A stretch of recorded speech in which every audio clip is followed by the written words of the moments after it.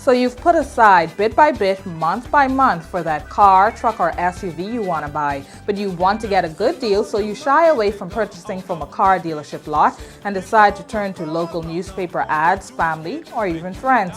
Eventually you find something you want and are so excited that you fail to think about some essentials, ending up in a situation where you get swinged. There are often times when persons believe they can get a better deal if they go to a friend of a friend or someone with whom they work and purchase these vehicles. These persons oftentimes produce vehicles, or they would have seen a vehicle that have been brought in by these persons at a reasonable cost.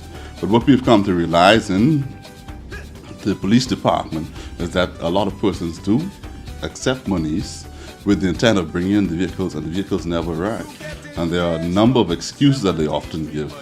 Either the vehicle is on the boat in Miami, or the vessel was caught up in some sort of storm, or the U.S. authorities are now holding the vehicle for whatever reason.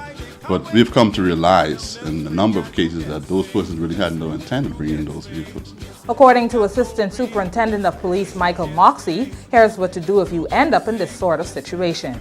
If you don't see the vehicle, if you don't know the person, not just know them because they're family members, if you don't know what they're capable of doing in terms of bringing vehicles for other persons and their reputation, those persons you should stay away from, because oftentimes you would never receive that vehicle.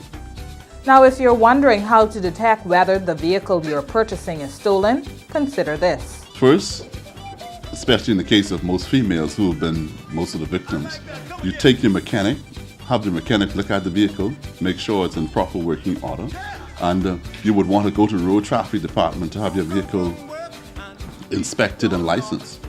Normally what road traffic will do in 9 or 10 cases, they would refer you to the police. The police in turn will do what we call a chassis check. Members of our stolen vehicle section would check the VIN number, which is the vehicle identification number, and with our database that we operate in terms of to determine whether or not the vehicle is stolen or not.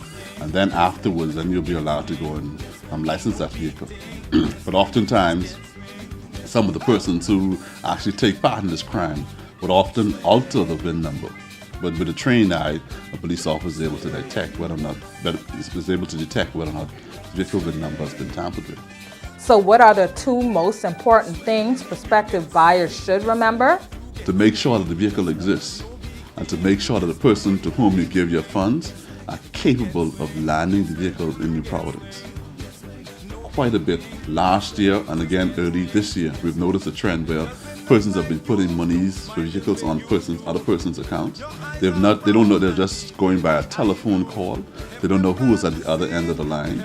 And at the end of the day, they lose their money and they never receive the vehicle. So it's something that Bahamians have to keep in the forefront of the mind when purchasing vehicles. So until next week, I'm Sasha Lightbourne, and now you know your rights. Just get swing.